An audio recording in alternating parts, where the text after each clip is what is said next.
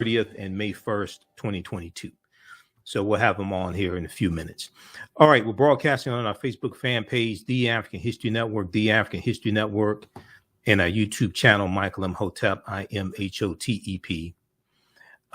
So you can watch us there also. And we're broadcasting on 9:10 a.m. Superstation WFDF here in Detroit as well, and on 9:10 a.m.'s Facebook page. So welcome to the African History Network show right here on 9:10 a.m. the Superstation, Future Radio. I'm your host, Brother Michael Imhotep. It is Monday, April 18th, 2022, and we are live. Calling numbers 313-778-7600. 313-778-7600 is the call-in number if you have a question or comment. And our guest today is going to be Professor James Small. He's a Grandmaster Scholar, warrior, historian, former professor at City College in New York. So we're going to have him on here in a few minutes. And he's going to talk about the One Africa Power and Unity Conference that's taking place in Detroit, April 30th, 2022 through May 1st. Okay. You've heard me talk about it here on the show before. All right. Calling numbers 313-778-7600. 313-778-7600 is the call-in number if you have a question or comment. Now, also, I saw this story, and Good Morning America had a story about this. Colin Kaepernick says he's ready to play backup quarterback if need be to get back in the NFL. We know Colin Kaepernick has been working out, last I heard, 5 days a week or something like that, since he was unofficially banned from the NFL and after taking a knee and leading a social protest movement. But he says he's ready to get back in the league and play. All right. So we'll discuss that as well. All right. Now, on the African History Network show, we focus on educating, empowering, and inspiring people of African descent throughout the diaspora and around the world, because right knowledge corrects wrong behavior. What you do for yourself, what you do to yourself, and what you allow other people to do to you and get away with is based upon what you think about yourself. What you think about yourself is based upon what you have been taught about yourself. What you've been taught about yourself is based upon everything you've read, heard, and seen about yourself.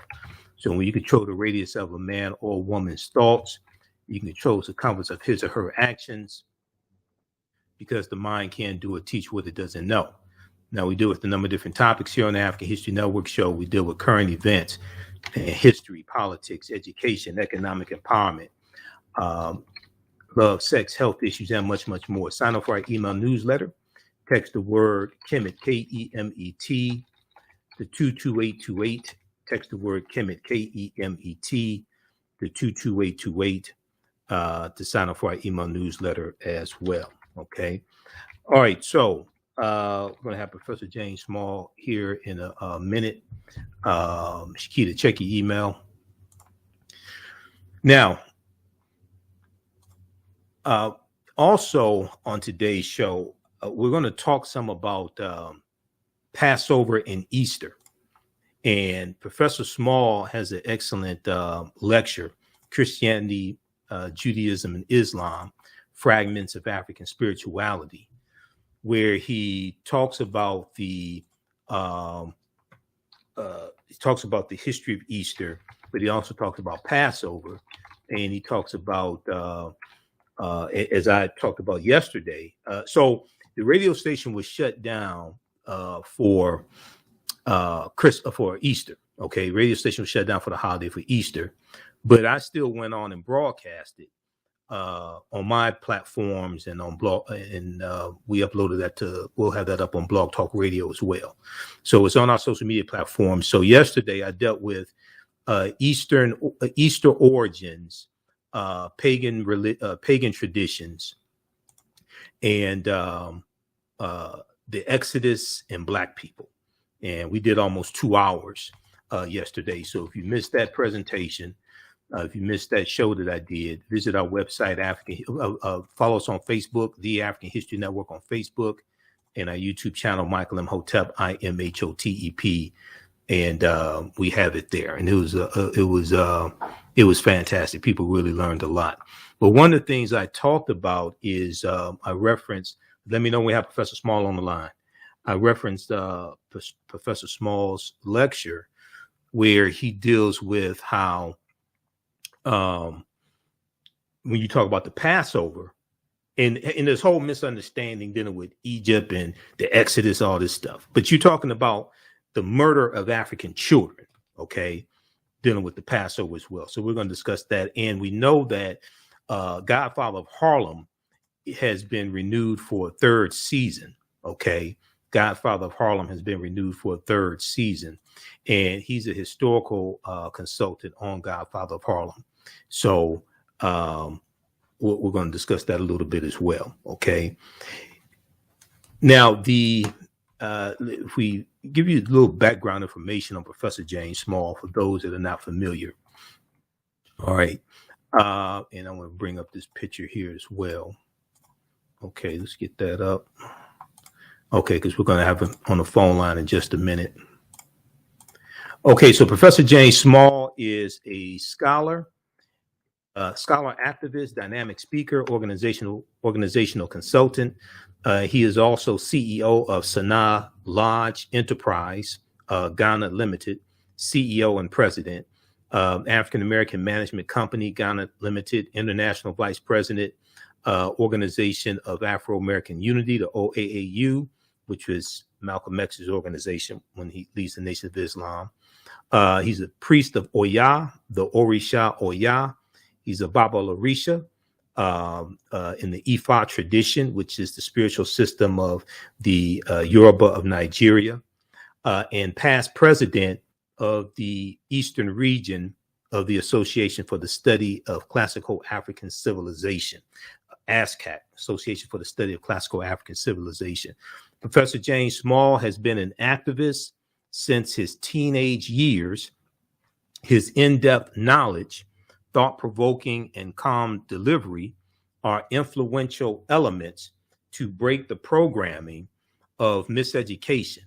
He studies extensively. He has studied extensively with Dr. John Henrik Clark, Dr. Yosef Ben Yakinen, Dr. Leonard Jeffries, who's one of my teachers we had here on the show April 4th. And Dr. Leonard Jeffries, he was my first interview that I did back March 10th, 2010. Okay. And Professor James Small, we had him on in 2010 also.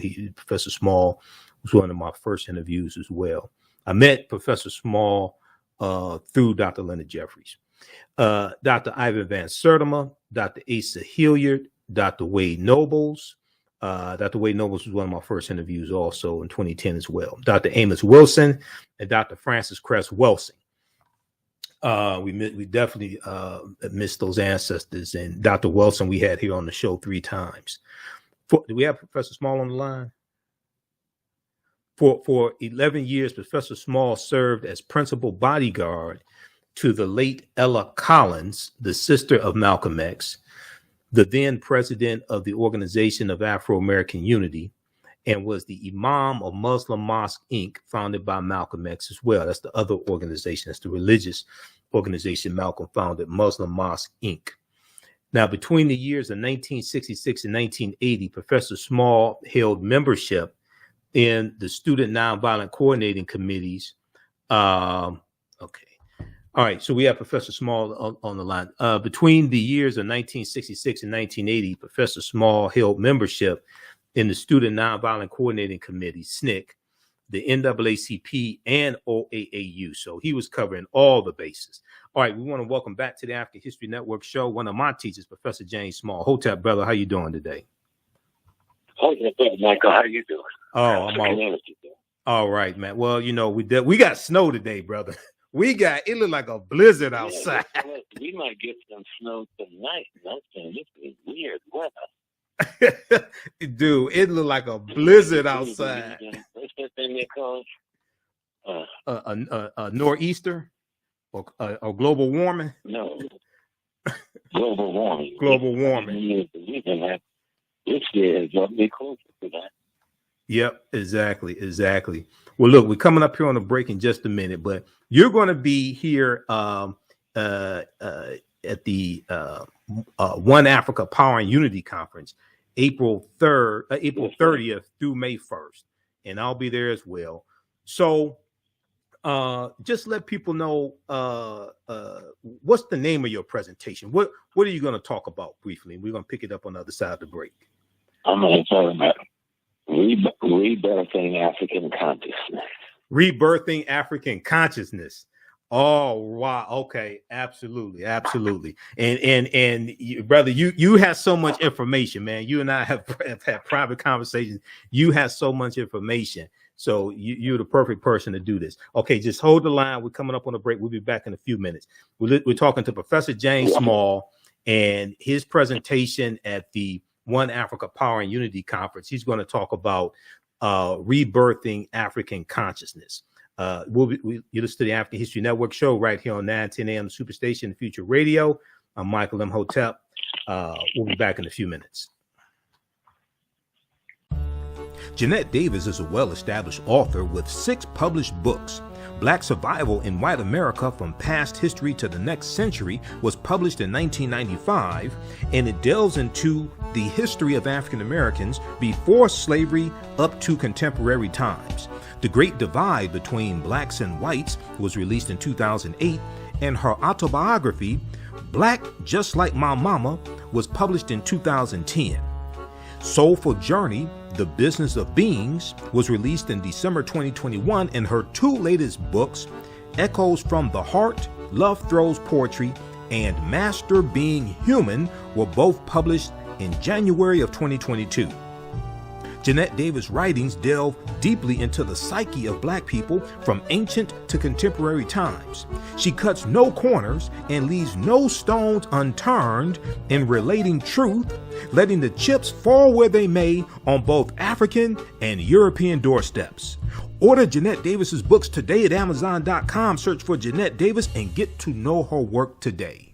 African History Network show, we deal with current events in history and politics, education, economic empowerment, entrepreneurship, relationships, love, sex, health issues, and much, much more. Unfortunately, many people confuse what racism is. Racism is a power structure. It was laws and policies that put us in this predicament. It's going to be laws and policies that take us out. So when you control the radius of a man or woman's thoughts, you can control the compass of his or her actions, because the mind can't do or teach what it doesn't know. We have it all on 9:10 a.m. Superstation. Welcome back to the African History Network show right here on 9:10 a.m. Superstation, the Future Radio. All right. On the line, we have one of our Grandmaster Scholar Warriors, Professor James Small, who will be here in Detroit April 30th and May 1st for the One Africa Power and Unity Conference. And his presentation is on rebirthing the African consciousness. So Professor Small, thanks for coming on tonight once again, and give us a little synopsis of what you're going to talk about at this 2-day conference in your presentation. Yes, sir. We're going to look at consciousness as being aware of the very instant you find yourself. To be conscious is to be aware of the very second, the very minute, the very hour, the very day, the very week, the very month, that you're having an experience with nature. Okay. You know, African consciousness is based on an understanding and a knowledge of nature and our relationship to nature and things in nature, plants, animals, etc., amphibians. What is our relationship to that? What is our relationship to earth, to water, to air? That's what people call African spirituality is really based on. It should probably be called African sacred science. African sacred because science. We didn't have a religion. Right. We didn't have religions in Africa. We had a science of nature and a science of cosmology. Right. We knew where every star in the sky was at any given time in the year, the month, the day, the hour, or the minute. And we knew how it aligned, and we knew how that affected the human beings on Earth at that particular instance, how to affect the plants, the animals on Earth in that instance, and our understanding through astronomy and astrology, and of course, knowledge of cosmology and its interrelationship with ecology, and then the human being's role in all of that. That is what we call African sacred science, which people call African religion, but Africans didn't have a religion. We didn't even have temples. Even in Egypt, Kemet, we didn't have temples or places of worship as such. Mm-hmm. Those places we call them temples. Those were universities. Those were places where people were taught the sacred science. So they could come and live it and teach the masses in the community how to live in accordance with nature and things in nature. So that's how you knew what herb healed you or what herb helped you. Right. That's how you knew what bush was good to eat and what animal you could eat and you couldn't, what fish you could eat and you couldn't, what day to eat them and what time of year you couldn't eat them. That was all a science, and we understood. And because we were in a rhythm, a harmony with nature, we stayed fundamentally healthy. Right. And we understood that there's no such thing as death. How could anything die? We're matter and energy. All the laws of physics that we know in today's world already explained to us. Neither matter nor energy can be destroyed when you're transformed. The Africans been saying that from the beginning of time, and people were laughing at us. What the Western world calls science is what they've stolen from African sacred science. Now, let me say that again. Right. What the Western world calls science is what they stole from African sacred science, or what you call African spirituality. So but spirituality don't describe the totality of the sacred science. I think sacred science is a better label for it. So oh, go ahead. Much of what we reject in Western science got it from our mothers and our fathers, and simply recast it in their culture. Right. Right. So when we began to learn again, take for instance, and I'll be telling them, as a woman, we said God is the creator, right? People, and if you're Muslim, you say Allah is the creator. If you're Yoruba, you say Olodumare is the creator. If you're a Christian, you say God is the creator, etc. Well, the only way God can create is if a man and a woman have sex. The only way God could create is if a man and a woman have sex. And if there's sperm in that egg, find unity. And that woman then goes through the 10-month gestation and bring that new life form into the world. So the man and the woman, when they have sex, intercourse, and they produce a child, and the woman goes through the 9 months of pregnancy and the 10 months of gestation, then that is God having that experience. So the man and the woman is that aspect of God that creates. Right. So we're God having a human experience, as you said before, as you said numerous times before. Right. We're God having a human experience. God is the totality of everything, and we are a part of that totality in a very functional and intricate way. Right. That there could be no God without us. We're part of God. And each of us have our peculiar role. And that's what I said, each God having a human experience. Meaning each one of us represent an aspect of the divine essence having this very peculiar experience that we call ourselves. And when we are conscious of that, and we are conscious of nature as a living organism, and conscious of the cosmology, and conscious like the people in the airway land of Ghana says, so big Lisa, that what we call God is the totality of creation itself. Right. And that's what I'm going to be discussing and tying it in with how you organize economic politics and culture, how you get control of land, labor, and resources, and how you organize the individual character, the family character, the neighborhood character, and the community character to produce a national character. Wow. Which can't separate. Okay, so we're coming up here on a break in a few minutes, but so it's correct to say Africans had a sacred science, not religion. Africans had a sacred science, not religion. Because I know, Right. Yeah. 'Cause I know historically we didn't have a religion. We had African spirituality, but it's really African sacred science. Okay.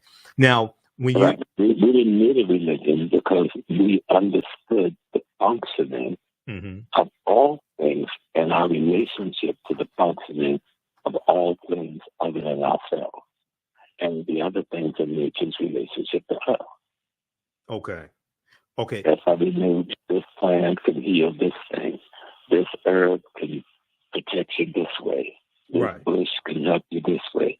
Eat this fish this time of the year. Eat this fish that time of the year. Okay? Right. You're dealing with nature. Wear this type of material this time of the year. Wear this type this time of the year. Because there is a chemical relationship between us and everything else that exists. There is a mineral relationship between us and everything else that exists. Right. Right. There's an energy relationship between us. There's a water relationship between us. You know. Right. Exactly. And we have to understand how all of that communicates with one another. That's when you get into rebirthing African consciousness. Right. So we're coming up here on a break. I want to let people know once again about the conference, and then we're going to continue this discussion. So everybody, the One Africa Power and Unity Conference is taking place Saturday, April 30th, 2022 through Sunday, May 1st, 2022 at the DoubleTree Hotel, downtown Detroit. Professor James Small is going to be one of our brilliant scholars presenting. Professor James Small, Dr. Leonard Jeffries, who we had here on the show before, Dr. Jeffries' wife, Dr. Ralston Jeffries, Infadushi Jehutimas, who we're going to have here on the show sometime this week. Professor Kabahai Watha Kamene, one of my teachers, we're going to have him on the show this week as well. Dr. Maulana Karinga and others, Scheherazade Ali as well. They're going to be presenting. And the conference theme illustrates that all cultures and peoples are linked together either through ethnicity, language, arts, and culture. Presenters will unpack the historical connectivity and confluence of African people as they moved through the world. So you can visit our website, AfricanHistoryNetwork.com. We have the information there. You can purchase it. If you can't come in person, you can live stream it from around the world. So we have the information. We just posted the link here on the thread of the broadcast. Go ahead, Professor Small. Yes, sir. So when we understand African sacred science, or what you call spirituality, you can't separate it from your reality because it is your reality. The problem is we're not conscious about reality. We're caught up in somebody else's miseducated matrix. Right. Right, exactly, and not conscious of the time, and you have a lot of people who claim to be conscious, and they want to debate people and all this stuff, put other people down, things like this. Right, but they're caught up in a false reality exactly. that has been created by the European matrix of illusion. It's like a sleight of hand. You think you're in the real place, and you find you're standing on air. Right, and the minute you realize you're standing on air, your butt's going to crash. Right. Well, we've got to begin to understand what is reality versus fantasy.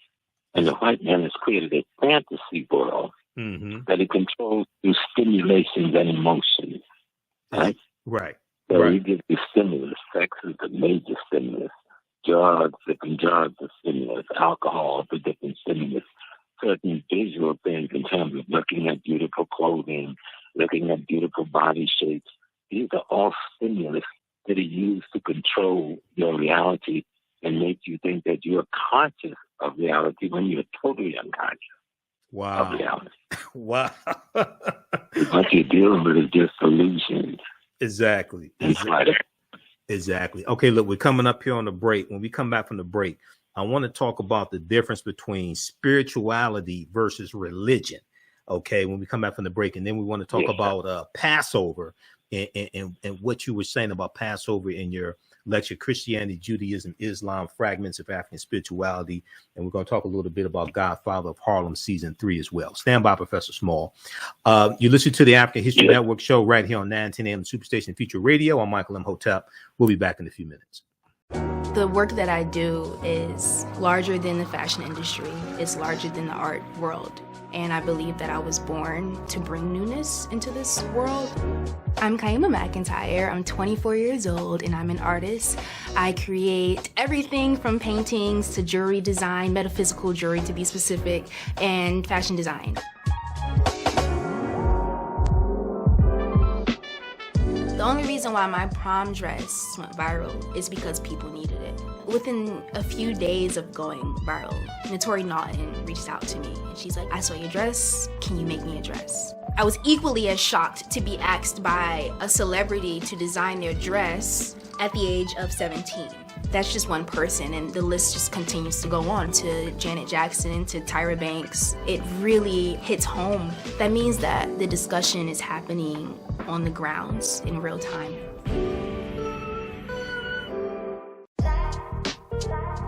STEM Forward, helping our community find their place in the emerging fields of science, technology, engineering, and mathematics. Join us for our monthly live stream on our website, stemforwardedu.org. Watch, subscribe, share. Also join our mailing list to stay up to date with STEM resources and opportunities. STEM Forward, the future is now. Watch, subscribe, share.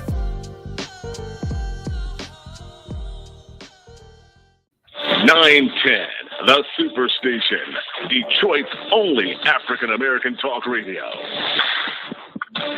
Welcome back to the African History Network show right here on 910 AM, the Superstation, the Future Radio. Okay, we're speaking with one of my teachers, Professor James Small, and he'll be one of the scholars speaking at the One Africa Power and Unity Conference taking place at the Doubletree Hotel in Detroit, April 30th through May 1st.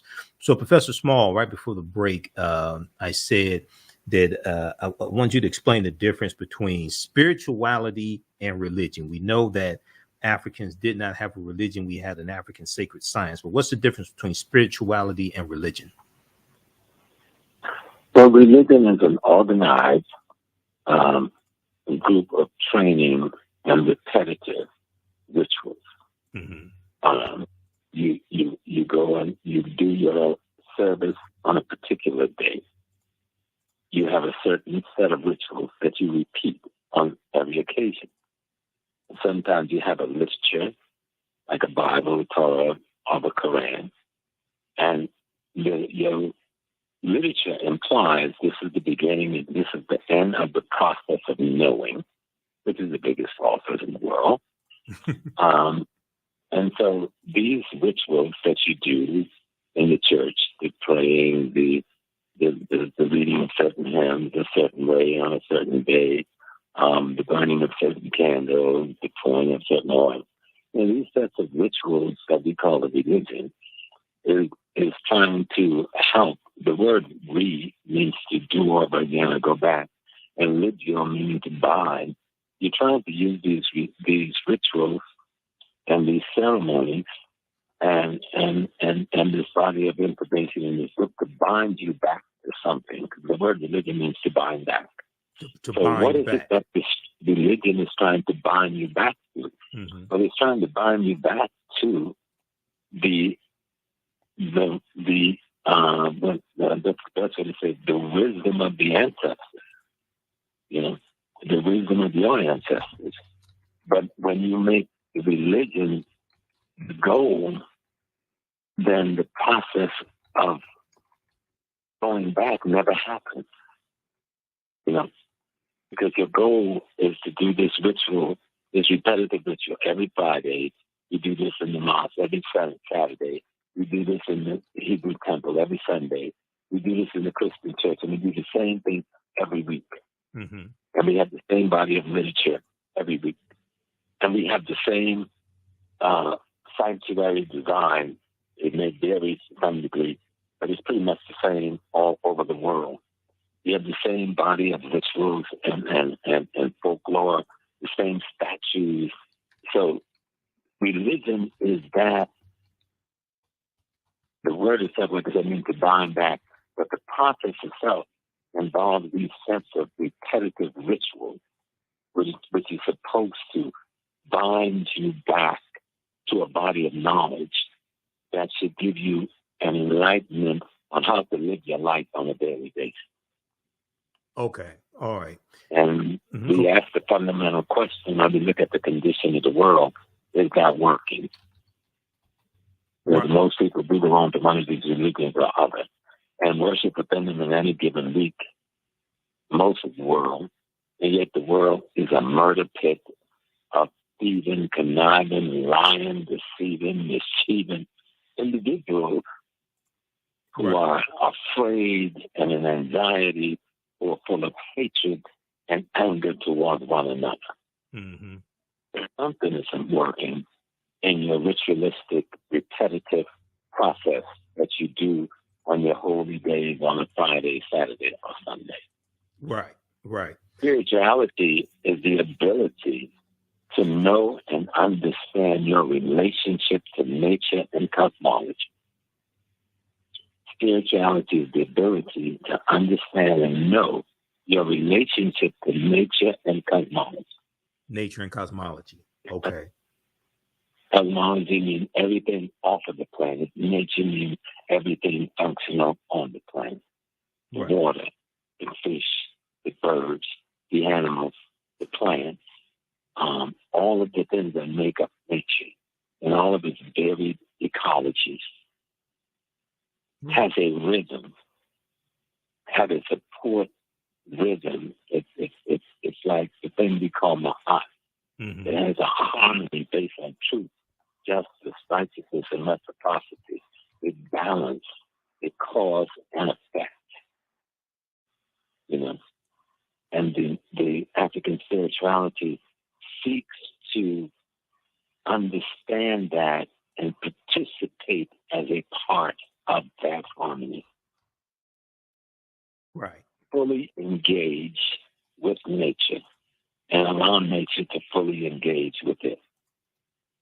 Fully engage with the cosmology and allow the cosmology to fully engage with you. For instance, the African scientists who we call astronomers, when they discovered and studied for 25, 50,000 years the movement of the stars, the movement of the constellations, the reorganizing and events of stars and constellations at different times in the year, the movement of the moon, the movement of the sun, right? Right. They looked at all of those relationships on every given day and asked, okay, what is the human being doing at that same moment in time, and how are they seemingly affected by the arrangement of the constellations and the location of the sun, the location of the moon, and the location of the planets on any given day, in any given hour, in any given minute. And the scientists discovered that they couldn't give that body of knowledge to the masses in that scientific form, so they created another science called astrology to explain astronomy to the human being so they could apply it to their daily lives. You got it? Yes. Yep. Apply it to their daily lives. Exactly. Exactly. Okay. So you take the knowledge of astronomy and you repackage it in astrology so that people can take the wisdom of astronomy, the wisdom you discovered in astronomy, using the teaching tool of astrology, and apply the wisdom of astronomy to their daily lives. Right. Apply to their daily lives. Exactly. Okay. So yesterday was Easter, and I did what? Yesterday was Easter. East of what? Well, Easter, Ostara, but so I did a broadcast yesterday, and the day when a dead man is supposed to come back to life. Right. This is also fantastic. I had 3 clinical deaths and I came back to life, so they're going to call me Jesus 3 times. Well, I'm serious. I had 3 clinical deaths in my lifetime. Right. I know you told me about it. Back to life. Right. So what does that make me? Jesus 3 times? Well, we're dealing with a retelling of a very ancient story. Now, just my disclaimer here, just a second, rather small. What we may say may go outside the circumference of some people's awareness. Just because you never heard it, just because you never heard it before, disagree with it, or don't like it, does not mean it's not true. It just means you have to do some research to understand what we're talking about. The story of Jesus is a beautiful story, right? But it's not a story of the life of a human being. It's the story of the sun in the 365-day journey around the earth.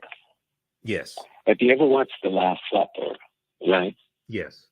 If you're looking at the picture painted by Da Vinci, who painted that? Leonardo da Vinci? Da Vinci, yes. He painted the picture of the Last Supper. Jesus is sitting at a table, and around his head is a light, because his brain is the sun. His brain is rock. So it emanates this light, which they call a halo, but don't explain to people what a halo is. Okay? Right. And around the table is 12 other people. But the 12 people are broken into a group of 4, made up of 3 persons per group. Well, and only those 3 persons in each of the group are talking to one another. Look at the picture.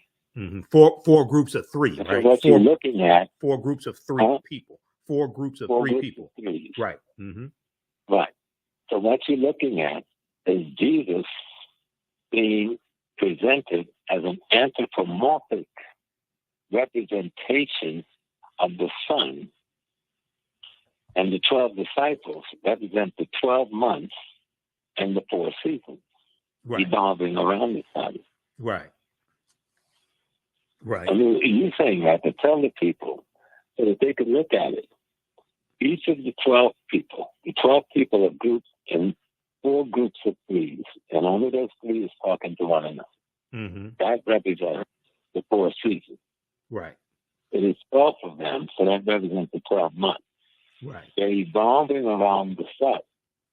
It is a solar drama being explained to the ignorant masses of that day in an anthropomorphic representation, pictorial form, because that's how people learn them, because they didn't have schools and books and stuff. Right. Exactly. You got it? Oh, no. So a painting in Europe after the AD is the same thing as the hieroglyphic depictions you see in Egypt, in the tombs. They were using human beings, and that's called anthropomorphism, to represent concepts, ideas, and principles that they wanted the masses to grasp. Exactly. Okay, Professor Small, hold it right there. We're coming up on a break. When we come back, I want to talk about Passover and the Exodus.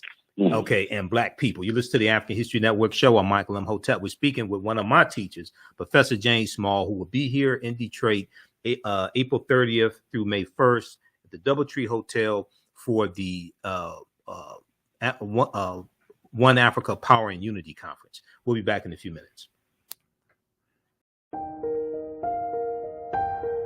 What does self-care mean to you? To us, it's an opportunity to reconnect with nature. A chance to create something remarkable. At Sage and Elm Apothecary, our handcrafted skincare and household products immerse you in Earth's sweetest nectar, connecting you to nature in a way you never imagined. See for yourself and visit us at sageandelmapothecary.com. iRedify is a Black-owned digital platform that showcases Black and Brown cultures and people. The books on the platform are written by African-American authors, Afro-Caribbean authors, African authors, and so much more. Kids 14 and under can read ebooks, listen to audiobooks, and complete learning activities. Kids can even write in the books digitally. Get unlimited access to everything on the platform for only $8.99 a month at iRedify.com. Sign up for your membership today. Welcome back to the African History Network show right here on 910 AM Superstation, the Future Radio. Okay, we're speaking with Professor James Small. Now, Professor Small, so I know before in your lecture, Christianity, Islam, Judaism, Fragments of African Spirituality, you talked about the Passover, and you talk about how it's really dealing with killing African children. Okay, and I want to tie that to the Exodus as well. But go ahead. Right. Do you remember Passover? Passover occurs leading up to the supposed Exodus. Mm-hmm. Now, it must be stated there's nothing in the history of Kemet, the society that's kept the best kept history in the history of the world, but they don't put one thing in there about a Passover. Mm-hmm. They don't have one thing in there about Kemet, in the history about Kemet. They have nothing in the history about Jews, and nothing in the history about the Jews ever being enslaved. But let's take the story, which I think is a fantasy story. Mm-hmm.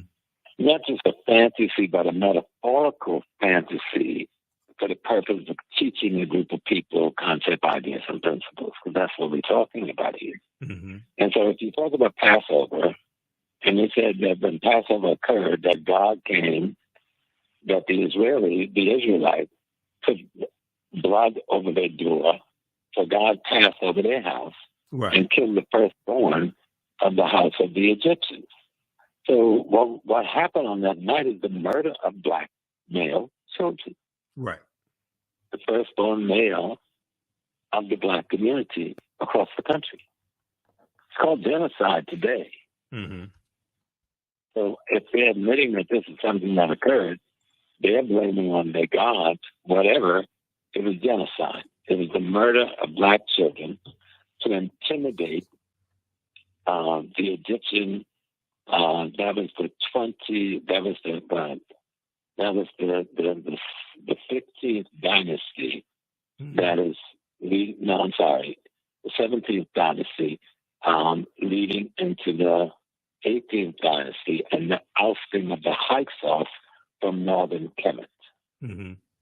And so the people who call themselves Hebrews put themselves in history in that experience of having to leave. If you are the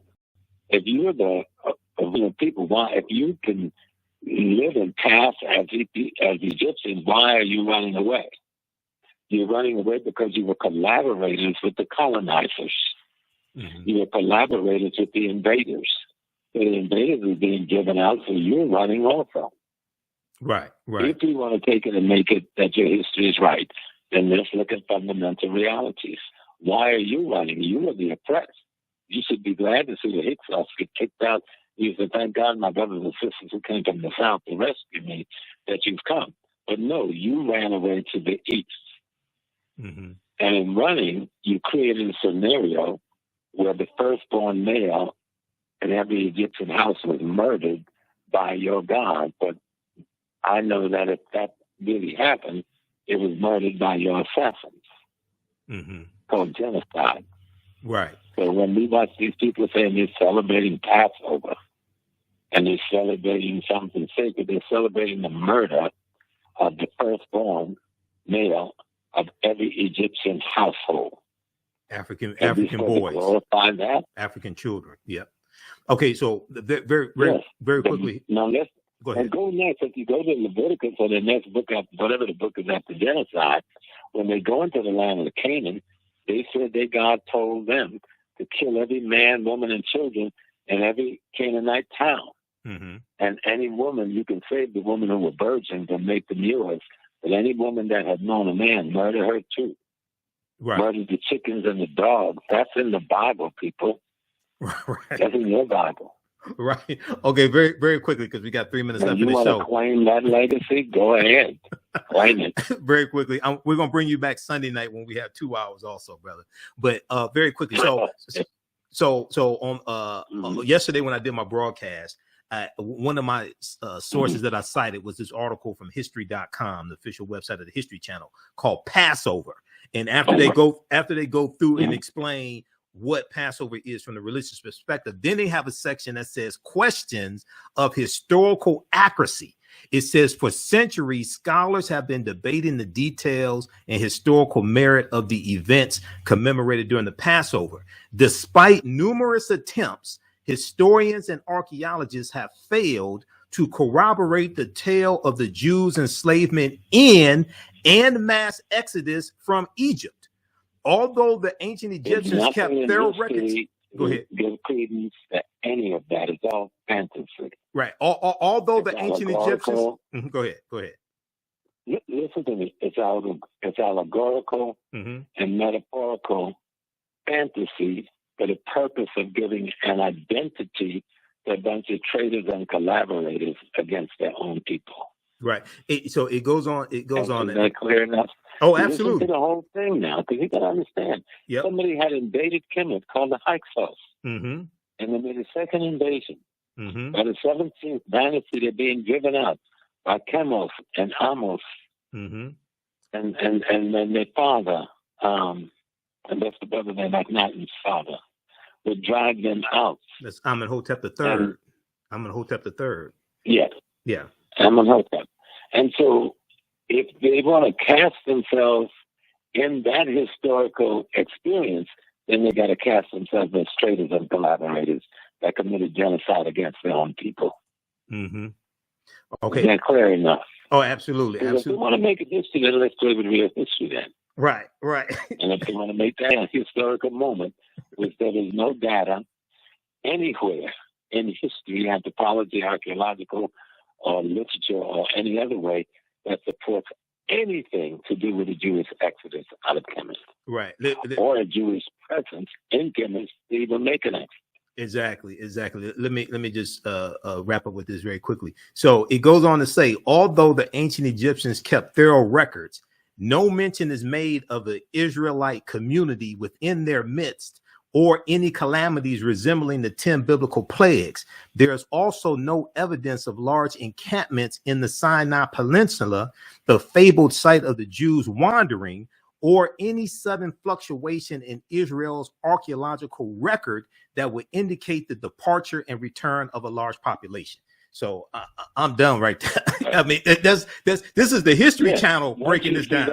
You're done, but then you have to account for where did this phenomenon come from? And I'm telling you, it is the collaborators who had betrayed their own and collaborated with the Hyksos, who wanted, when the Hyksos got kicked out, Hyksos didn't give a damn about them, so they had to create an identity for themselves. So they created that false history, which you don't see written anywhere until after the so-called Exodus back to the so-called Israel from Babylon. Right. Okay. We're going to bring you back Sunday. We'll get deeper into this as well. Let people know, how can they contact you? How can they bring you in to do lectures? How can they get your lectures or DVDs or whatever you have? What do they do? Yes, sir. Well, go to ProfessorSmallAfricanWorld.com. ProfessorSmallAfricanWorld.com. Okay. And he has it all there because I was on your website today. Professor Small, is it? Okay, hold on. I've got it right here. Professor James Small. ProfessorJamesSmall.com or Professor. You can go to ProfessorJamesSmall.com. That's the website. Okay. Or you can go to ProfessorSmallAfricanWorld.com. That's my Facebook history page. Okay. All right. Check that out, people. Okay. We'll talk to you. We'll talk to you later, Professor Small. Okay. We'll see you here in Detroit. Okay, brother? Yes, sir. Okay. Hotep. Peace and blessings. Okay, everybody. That's Professor James Small. We got to get out of here. Those watching on Facebook and YouTube, keep watching for a few more minutes. We're going to squeeze in this story on Colin Kaepernick.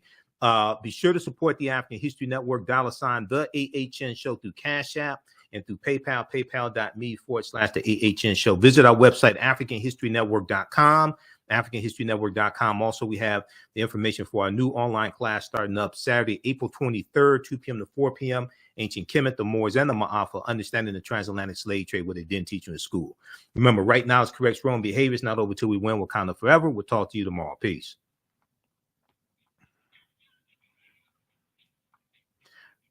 All right, stand by. All right, stand by, everybody. Okay. So visit our website, AfricanHistoryNetwork.com. So we have a new 10-week online class starting up, a new session of it. Class number 1 starts Saturday, April 23rd, 2022. Ancient Kemet, the Moors, and the Maafa, understanding the transatlantic slave trade, what they didn't teach you in school. The class is regularly $130. It's on sale $80. As soon as you register, we have bonus content. As soon as you register, there's bonus content that you can start watching also.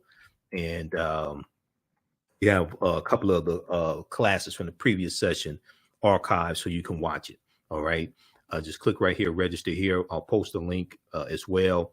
And then we have a new session of from the Civil War to the Civil Rights Movement of Black Power, 1865 to 1968 starting up. What's up here right now is the old session. That's why it's discounted to $60. So you can still register for that session, but we have a new session starting up also. And you can register for the you can register for both classes in the bundle pack. And the classes are regularly $130. The bundle pack is on sale $120. So it includes both classes. Okay. And if you've taken any of my online classes in the past, email me at AHNshow@AfricanHistoryNetwork.com, AHNshow@AfricanHistoryNetwork.com. You get a 50% discount. All right. I want to go to this last story here. And once again, before we continue, once again, the One Africa Power and Unity Conference is taking place Saturday, April 30th through Sunday, May 1st. Okay. This is in Detroit. People are coming from all over the country. Maybe some people coming from outside the country as well. Doubletree Hotel, which is located at 525 West Lafayette Boulevard, Detroit, Michigan. Saturday, April 30th, 2022. Sunday, May 1st, 2022. So Professor James Small is going to be one of the presenters. They'll be doing workshops and have panel discussions. I'll be there as well.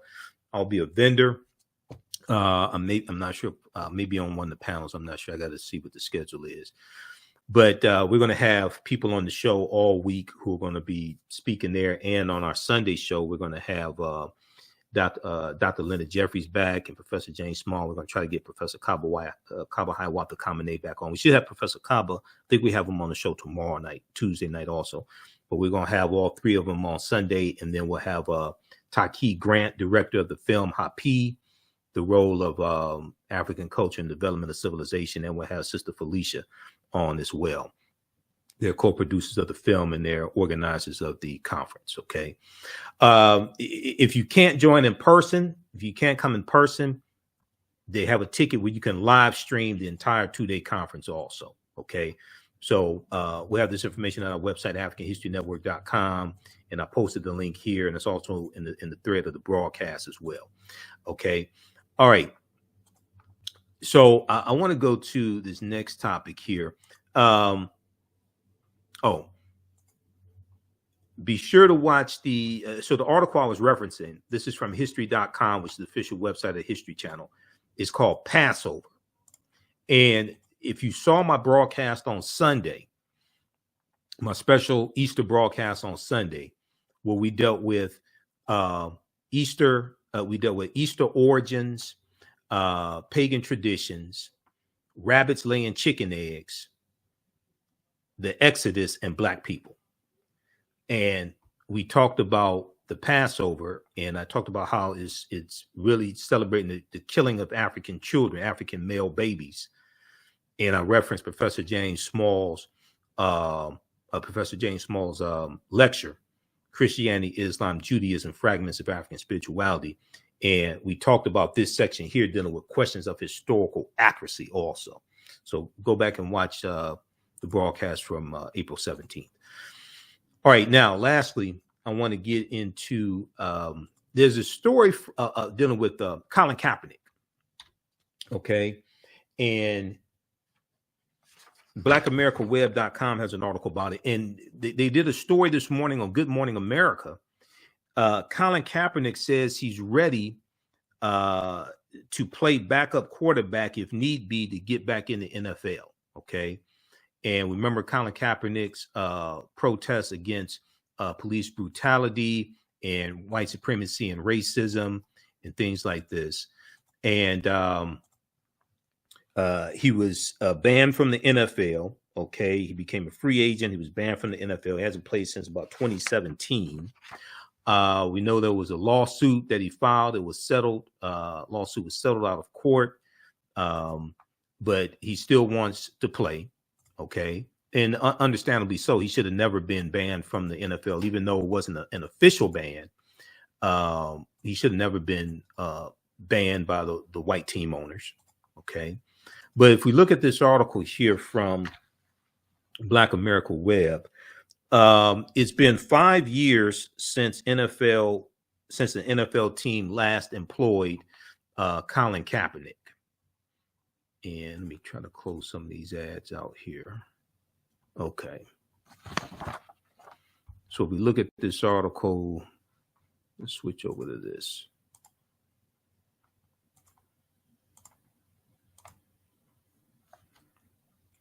Colin Kaepernick says he's ready to play backup quarterback if need be to get back in the NFL. Okay. And we know the USFL just started back up as well, which is surprising, but okay. So it's been 5 years since Colin Kaepernick was last employed by an NFL team.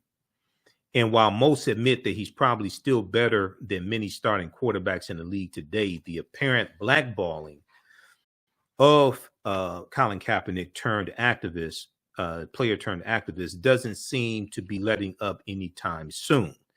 Still, 34-year-old isn't giving up hope of one day getting back in the league. And according to TMZ, he's even willing to take the role of a backup quarterback if that's what it takes to get back on the field. Now, recently, the Super Bowl playing quarterback had an in-depth interview with NFL stars Chad Johnson, Adam Pac-Man Jones, Brandon Marshall for an episode of I Am Athlete. And it stated that he would not mind playing the bench for a team so long as he gets another chance to prove his worth on the big stage. Okay. And I want to pull up this clip from Good Morning America also from Monday, April 18th. Let me cue that up here. All right. Okay, I know I have to find my way back in, so I have to come in as a backup. That's fine. If I have to come in as a backup, that's fine. Colin Kaepernick told the guys. But that's not where I'm staying. And when I prove that I'm a starter, I want to be able to step on the field as such.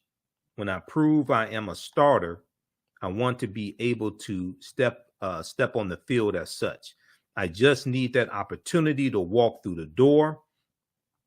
Now, unfortunately, for Kaepernick, team owners and coaches just don't want the drama that comes with signing him for their team. Okay, they just don't want the drama that comes with signing him for their team. Outside of him being labeled a distraction, teams fear the backlash that'll come from the Donald Trump supporters, MAGA country, and the Blue Lives Matter activists who were silent when domestic terrorists were beating up police officers during the January 6, 2021 insurrection. And you had 5 officers who subsequently ended up dying for various reasons. The Blue Lives Matter people were silent when domestic terrorists were beating up police officers and attacking the U.S. Capitol.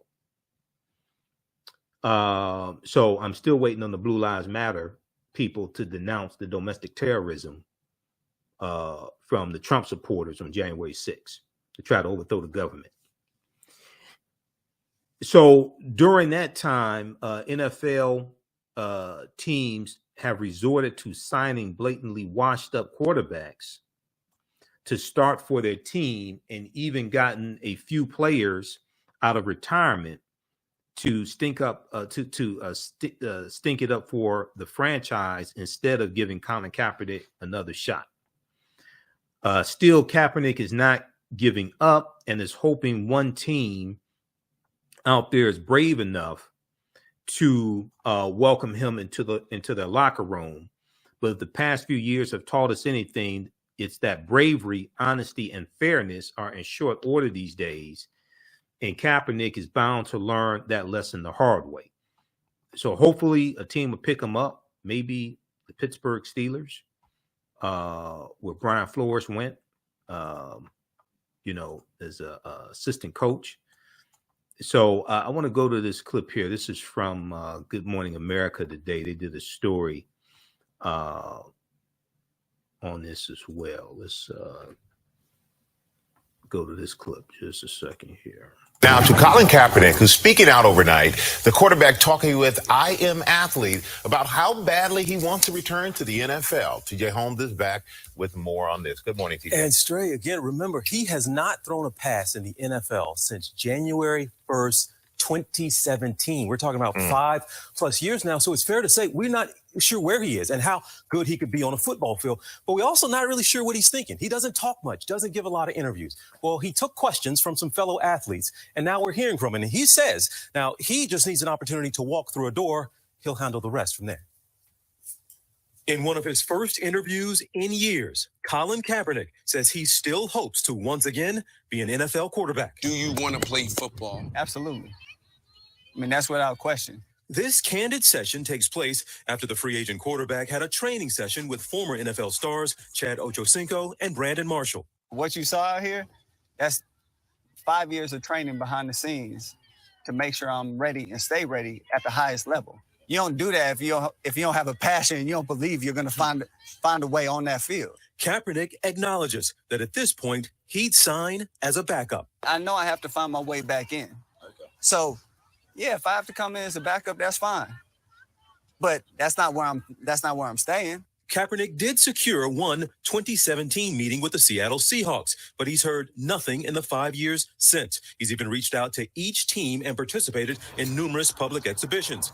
In his pursuit of a comeback, Kaepernick trained with Seattle wide receiver Aaron Fuller, through with current NFL players, even passing for scouts at the University of Michigan. Let me come in, compete, show you what I can do.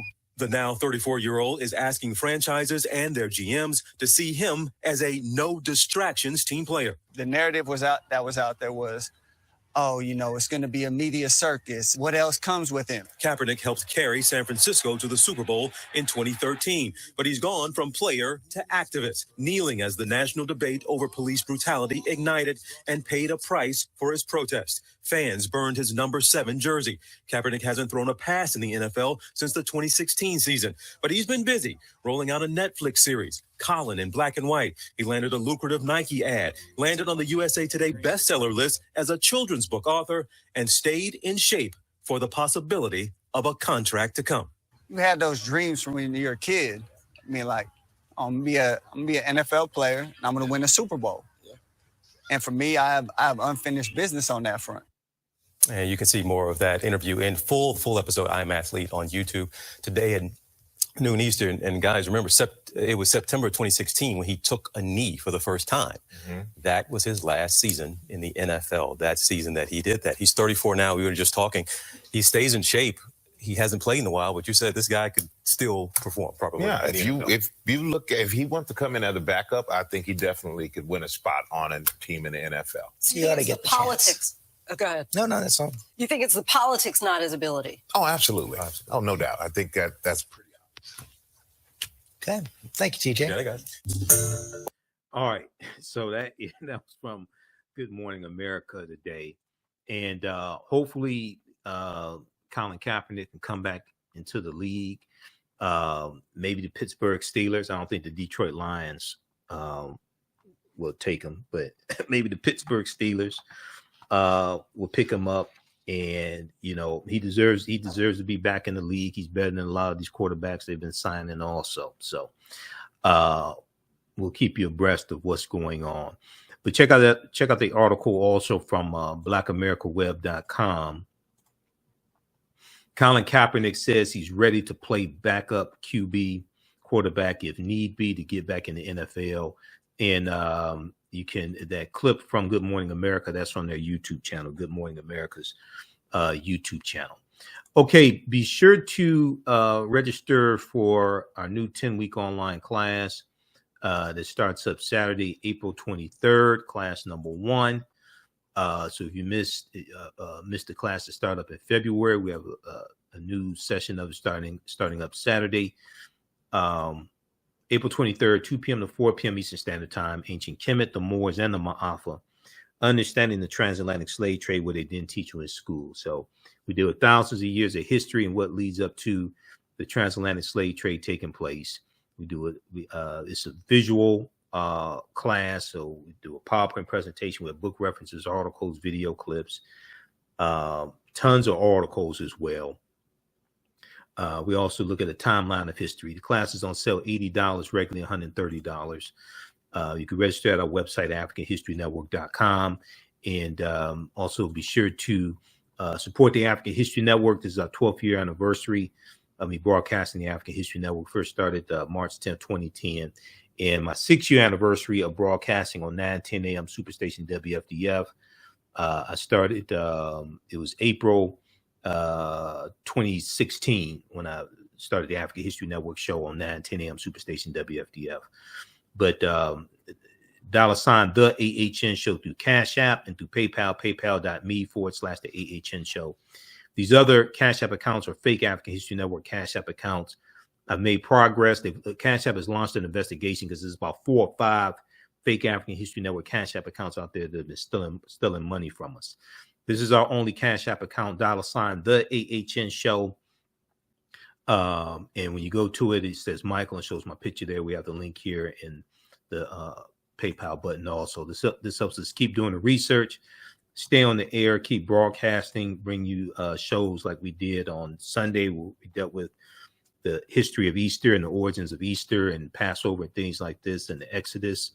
The interview I did with Dr. Leonard Jeffries back on April 4th, the interview we just did with Professor James Small as well, because even though I'm on 9:10 a.m. WFDF, they don't pay me to do radio. So we have to find other ways to support this and support the research.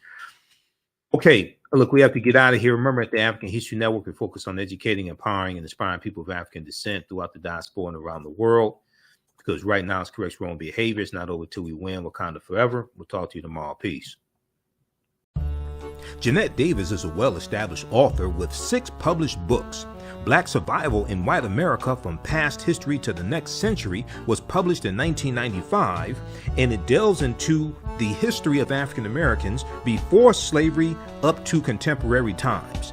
The Great Divide Between Blacks and Whites was released in 2008, and her autobiography, Black Just Like My Mama, was published in 2010. Soulful Journey, The Business of Beings, was released in December 2021, and her 2 latest books, Echoes from the Heart, Love Throws Poetry, and Master Being Human, were both published in January of 2022.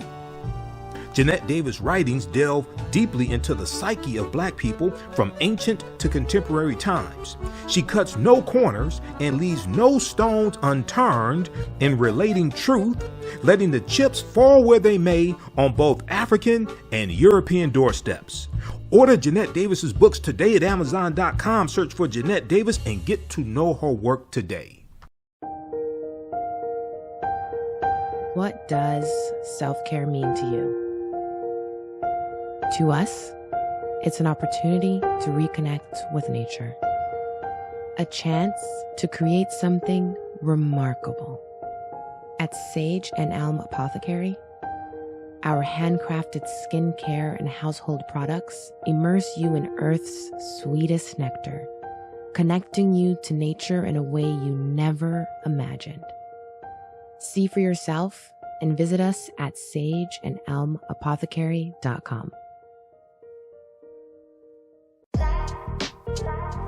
STEM Forward, helping our community find their place in the emerging fields of science, technology, engineering, and mathematics. Join us for our monthly live stream on our website, stemforwardedu.org. Watch, subscribe, share. Also join our mailing list to stay up to date with STEM resources and opportunities. STEM Forward, the future is now. Watch, subscribe, share.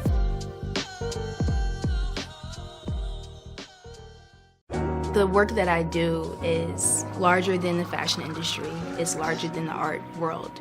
And I believe that I was born to bring newness into this world. I'm Kaima McIntyre. I'm 24 years old and I'm an artist. I create everything from paintings to jewelry design, metaphysical jewelry to be specific, and fashion design. The only reason why my prom dress went viral is because people needed it. Within a few days of going viral, Notori Naughton reached out to me and she's like, I saw your dress, can you make me a dress? I was equally as shocked to be asked by a celebrity to design their dress at the age of 17. That's just one person, and the list just continues to go on, to Janet Jackson, to Tyra Banks. It really hits home. That means that the discussion is happening on the grounds in real time. Mental health and well-being have long been a taboo subject in the so-called African American community. So I enlisted the help of mental health experts, thought leaders, and activists to help kill the ghost of Willie Lynch and heal from post-traumatic slave syndrome. We experience trauma a lot of times on a subconscious level. So sometimes something happens to us and we know that it's traumatizing, but we don't really recognize the extent of the trauma. Abundant Capital Group is a real estate investment company with over 20 years of experience in real estate. They specialize in two areas of real estate. One, they solve real estate problems with creative financing solutions that give the seller the most money for their property. And two, they show individuals how to get a higher rate of return on their investment capital with real estate note investing. If you are looking to sell or need to sell your property, here is what they provide. Market value offer, even if you have little or no equity. They typically pay all closing costs, which can be thousands of dollars.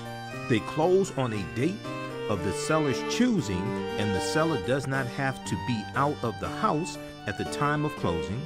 They take the property in an as-is condition, and the seller is not required to make any repairs.